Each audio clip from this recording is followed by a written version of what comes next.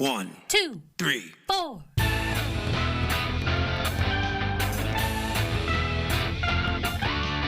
Monster movie. Fun time, go!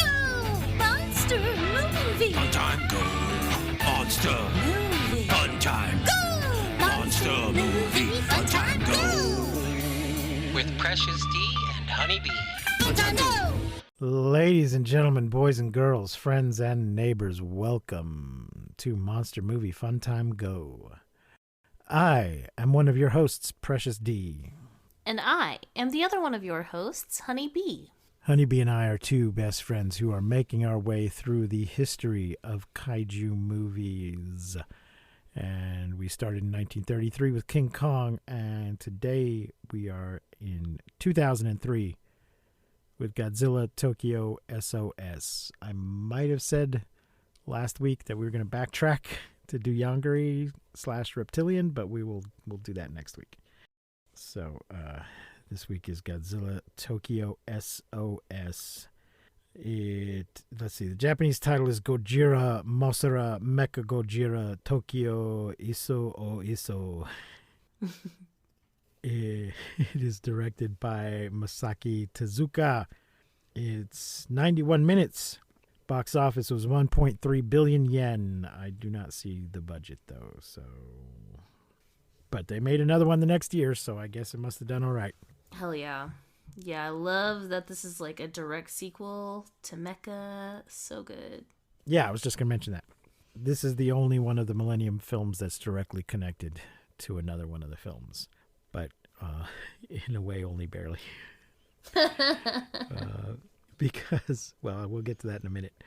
Our cast is Noboru Kaneko as Yoshito Chujo, Miho Yoshioka as Lieutenant Azusa Kisarige, Mitsuki Koga as Kiro Operator Keyosuke Akiba, Masami Nagasawa as Chiro Otsuka. Oh, I'm sorry. Masami Nagasawa and Chiro Otsuka as the Shobijin. Hiroshi Kozumi as Dr. Shinji Chujo. Yumiko Shaku as Akane Yashiro. Ko Tasugi as Colonel Togashi. Kenta Suga as Shun Chujo. Akira Nako as Prime Minister Hayato Iragashi. Koichi Ueda as General Dobashi. Naomasa Rokudaira as Goro Kano. Yusuke Tomei as Lieutenant Susumu Hayama. Tsutomu Kitagawa as Godzilla. He's been playing Godzilla for a while now. And Motokuni Nakagawa as Kiru. So, Honeybee, what are your initial thoughts on Godzilla Tokyo S.O.S.? Man, my initial thoughts are there's something feels different about this movie, but I can't quite put my finger on it. Does that make sense? Like, this movie seems different in a way, but I can't tell what it is, like, what the difference is in just the storyline. And it's a great movie, and I'm not complaining at all, but it just felt different to me. Things are just, I don't know, but I did love Godzilla's neck design in this movie, how it had, like, he has those kind of, I don't know, that kind of lizard neck. Do you know what I'm talking about? You don't know what I'm talking about with his neck, how it's like different in this film? Like, it looks like a, I don't know. I watched this weeks ago. You would know I'm if not you sure. saw it. Yeah, you would definitely know if you saw it. But yeah, I also, something that I really love about this movie, obviously, Mothra, it's a Mothra movie, so obviously I loved it. But she had a little bit more head movement in this movie. Her head kind of swivels a bit differently. Her mouth movement is much different.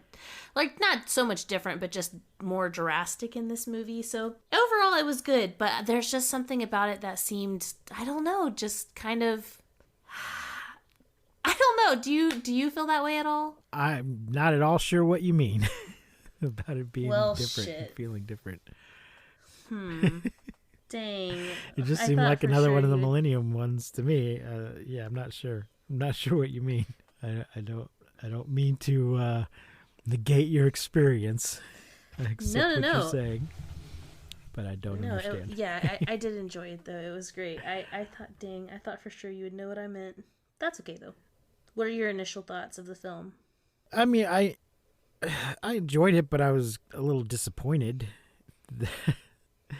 that Yumiko Shaku was not really in it. She's just, she just makes a quick appearance, which helps establish that this is connected to the previous movie, and then fucks off to America for training. And we never see her again. And whatever was going on with her and the father and his daughter, not addressed at all, not resolved. Just, it's just okay, hey, we're moving remember on, me? bring in the replacement. Dang. So, yeah, I don't know what that was about. Why even bother? Why? Yeah. I mean, I guess they bothered to establish the continuity, but why not just have her? I don't know. I would like to. That's I would interesting. like to have seen her storyline move forward. Yeah. That's not what was so disappointing to me. There were a few things I didn't like about it. Like, I really don't like how the fairies just talk at the same time all this time in this movie, instead of like one saying, like, starting a sentence and the other one finishing it, or them like they both said everything together. Like, neither one of them had a separate line, and that kind of bothered me. I was a little like, stop it, because it just sounds so echoey. I don't know. They didn't do that in some of the other movies, or they just did it part of the time. Like, they would just do it like part of the time, or maybe say like one word, but they were literally like neither one of them had just a line to herself. They both said every single line in this movie together, and that was just like, ugh. I was just, it was kind of like, ugh, I wish that they didn't do that, but I would say that was my only disappointment, I guess. I mean, I felt like they didn't even really bother trying to make them look like twins. Or trying to not make them casting. It's like they just gave up. They're like, if we just put them in the same outfit, no one will care or know. It doesn't matter that they're not the same height. Yeah, well, Or twins aren't always the same height. If they're identical, they should be, unless there was some sort of malnutrition going on with one of them. Yeah, if they're fraternal twins, they might be quite different, but if they're identical, they should be similar heights. And I would think that just, as casting a movie, that would be something like, even if you can't get actual twins, at least get actors that are the same height. It's not enough just to put them in the same outfit, in the same hairdo. I wasn't buying it. Just wasn't buying it. So, I don't know. Of course, we got all those Mothra movies with Shobijin that definitely weren't identical twins and didn't even dress alike. They were just sisters, possibly twins, possibly triplets. So after all of that, I guess they just, I don't know, I feel like they just didn't care. Could have put in more effort on that, I guess, is what I'm saying. So, well, I guess we'll jump into the plot here that we got off of Wikipedia. Thank you, Wikipedia. Woo! In 2004, which, yeah, this came out in 2003, so it's not like in the distant future year of 2004. Kiru undergoes repair and modifications after its battle with Godzilla 1 year earlier, while its remote pilot Akane Yashiro fucks off to the United States, never to be seen again. With Kyosuke Akiba taking her place should Godzilla return while she is away. I do feel like Godzilla just sort of waited till Kiru was ready to go. However, the Shobijin warned the Japanese government that Godzilla continues returning to the country because they used the original Godzilla's skeleton in Kiru's construction. Oh, well, that would explain why he's waiting around. As long as the skeleton's just laying there, he doesn't care. But if it starts getting activated, it's going to show up and complain. If they return the bones to the sea, Mothra will take Kiru's place in defending Japan. Why is this Mothra's responsibility? I don't know, but this movie did feel more like a Mothra sequel than it did a Mechagodzilla sequel. Due to Mothra attacking Japan in 1961, Prime Minister Hayato Igarashi refuses. I can understand that. But agrees to discontinue Kiru once it kills Godzilla. Well, what does it matter after that point? Because Godzilla and Mothra fight, but the former has the upper hand. With the repairs finished, the former government deploys Kiru. But Godzilla knocks both it and Mothra out. I gotta say, in this fight, in the Godzilla-Mothra fight, you cannot underestimate Mothra's tiny little feet. She will pick up the entirety of Godzilla and throw him around with those tiny little feet. It's the best. She will. Look out for those feet. Meanwhile, on Infant Island, twin Mothra larvae hatch from Mothra's egg and rush to help their mother. Oh my gosh, go silly string 'em, ladies. Let you know. As lead scientist, Yoshito Chujo uses a maintenance hatch to enter and repair Kiru from its internal backup cockpit. The Japan Xenomorph Self-Defense Forces, that's what the X was for, and larvae try to hold Godzilla off, but Mothra sacrifices herself to protect the latter from Godzilla's atomic breath. Well, once you saw the larva, you knew that. Once the larva hatched, you knew, Mothra's going to die, so the larva can take it. You can't have too many of them around at the same time. It's true. While a separate attack warps the maintenance hatch, trapping Yoshito inside Kiru. Oh no! Nonetheless, Yoshito did you watch this? Did you watch this dubbed or subbed? I don't remember. I can't remember.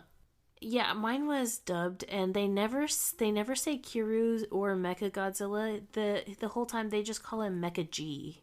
Oh, and I was like, that's gotta be a. That's gotta be a dubbed thing, right? Like. Yeah. Anyways, just trying to be hip. Yeah. Let's see. Nonetheless, Yoshito completes the repairs, allowing Kiru to weaken Godzilla. As the larvae bind it in silk, and Akiba receives the order to destroy Godzilla, Kiru's spirit is reawakened by its roar. The cyborg lifts Godzilla and uses its boosters to carry them both out to sea. After Akiba's fellow pilot Azusa Kisaragi blasts the hatch open, Kiru turns over to let Yoshito escape before it plunges into the ocean and drifts into an underwater trench with Godzilla. In a post-credit scene, an undisclosed laboratory is shown with canisters containing the DNA of numerous kaiju. Why? I don't know. He's on third, and I don't care. It's because the next one's not a sequel to this. And what were they going to do with that DNA? Make more mecha things or what? I don't know. I'm not sure what the point of that was. Especially since they were decided to trash. They were like, after this, we're going to trash this project. No more Mechagodzilla. So that kind of weird that they didn't. I don't know. I did love that Mechagodzilla in this movie was. What'd you say? I said it's going to be a Mecha Anguirus. Yeah. Yeah. Yeah, I did love that. That Kiru lost an eye. What? Your voice sounds like a robot. Oh no. You sound dubsteppy. Yeah. Do I need to come out and come back in? No, you sound great now. Okay. Do I need to drop the bass? Yeah. Drop a fat beat, please.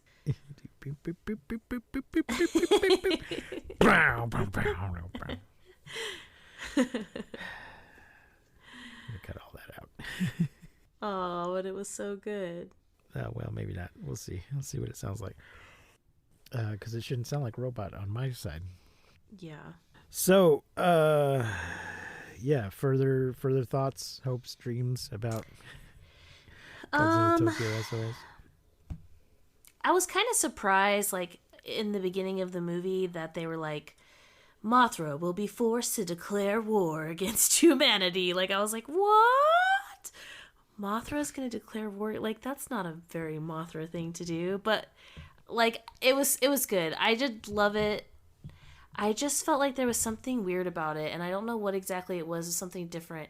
Also, something the fairies kept saying was like, you can't touch the spirit of the dead, or I don't know what they were saying, but it just gave this kind of weird... Do you know what I'm talking about? Where they're like talking about returning the bones to the ocean, and they're like, you're not supposed to fuck with the dead spirits. I don't know what their exact words were. I can't remember now. Don't make cyborgs out of skeletons.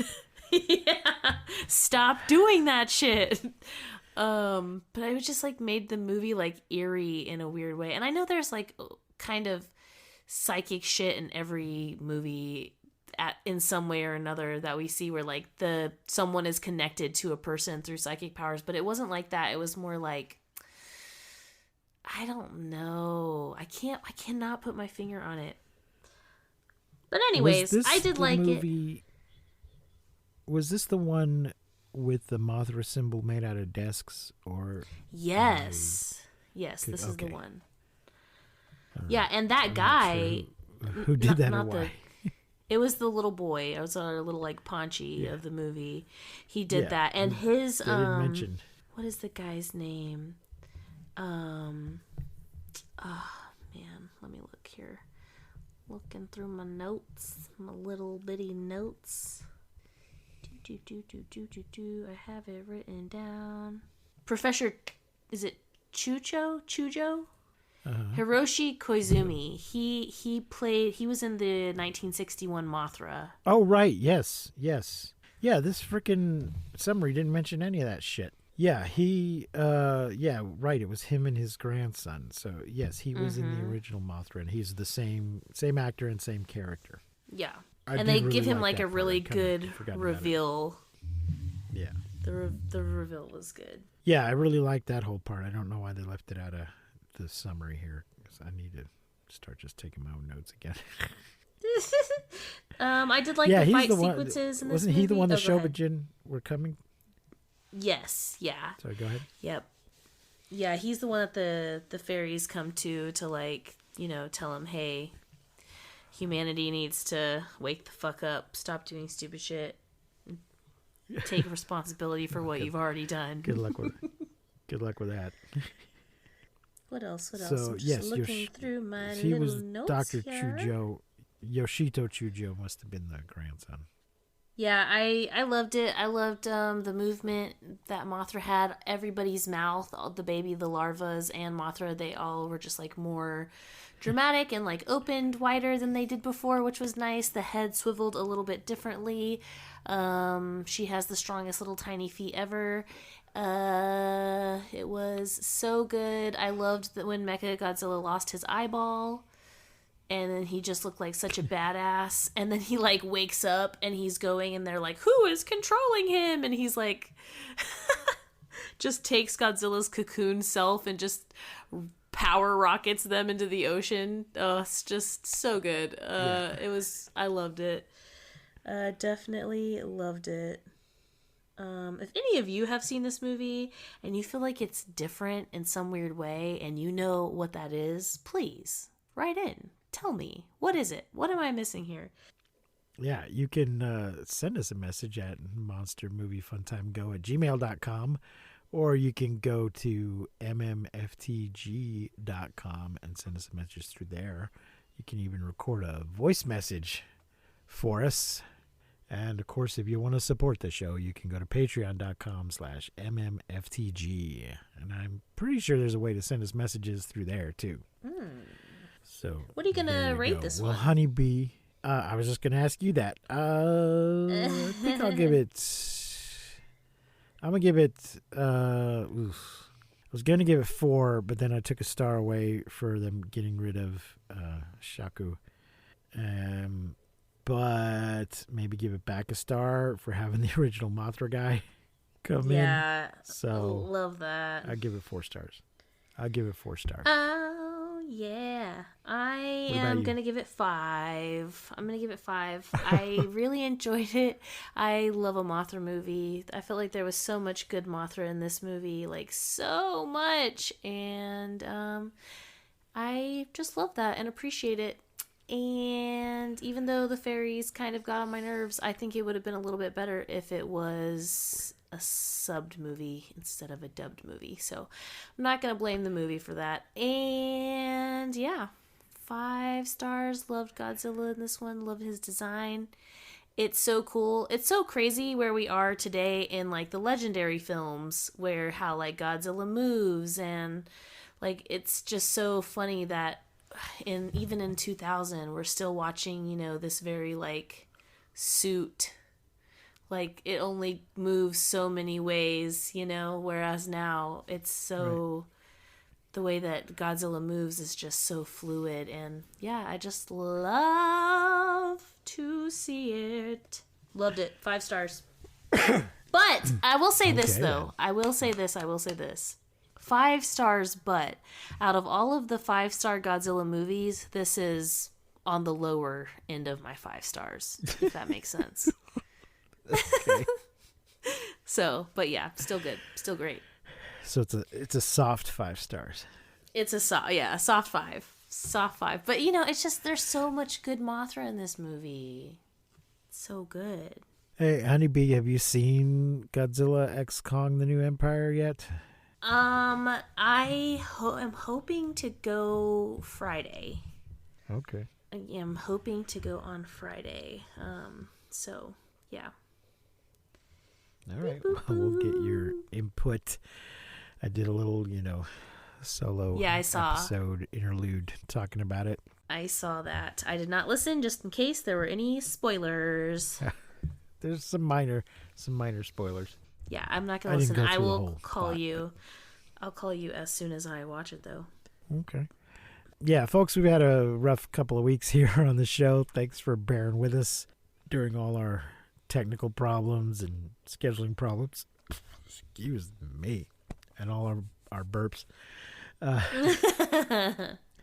Hopefully we're back on track now, and Yeah. we'll try to get that reptilian episode out soon. So, and we need to put out some Patreon stuff. So go join our Patreon so you can hear it. When Worlds Collide, I think, is our next one. Well, yes, When Worlds Collide. Started listening to the audiobook of that. Oh. What I really wanted was to listen to After Worlds Collide, but I didn't know how different the book and the movie might be, so I thought I should do the book first and then do the sequel. Don't know why they didn't do a movie of the sequel, but they didn't. So there you go, folks. Well, I think that's about all we have for this week. So next week we'll do Reptilian. You can watch it on Pluto. Where is this movie streaming if you haven't watched it already? I want to say Max? I watched it on Hulu. Okay, I know some of them are on Hulu. Yeah, I think I watched it on Hulu. I'm pretty sure. Yes, it's on Hulu. And then it looks like you can. Oh, it's on Pluto also. Nice. Okay, you can buy it. You can buy it and rent it on all the other things, but including Fandango at Home. Have you noticed this? Mm-mm. Voodoo is now Fandango at Home. What? Why? I don't. I know Voodoo's had some association with Fandango for a while, but they decided to change the name of the service to more of a mouthful. I don't know why. It makes no sense to me. It was perfectly fine the way it was. I don't know what's. There's a lot of this bullshit these days. I'm looking at you, Max. I didn't need my Voodoo to be changed to Fandango at Home. Although my mother is constantly confused between Voodoo and Hulu, so maybe that'll be a good thing. I don't know. But it is also on Pluto if you aren't paying for Hulu. So there you go, folks. I can't hear the word voodoo without hearing that song. I'm not the one that's so far away. You know what I'm talking about? No. What? Oh my gosh. That's not the voodoo song I would be thinking of. Oh, holy shit. I gotta send it to you.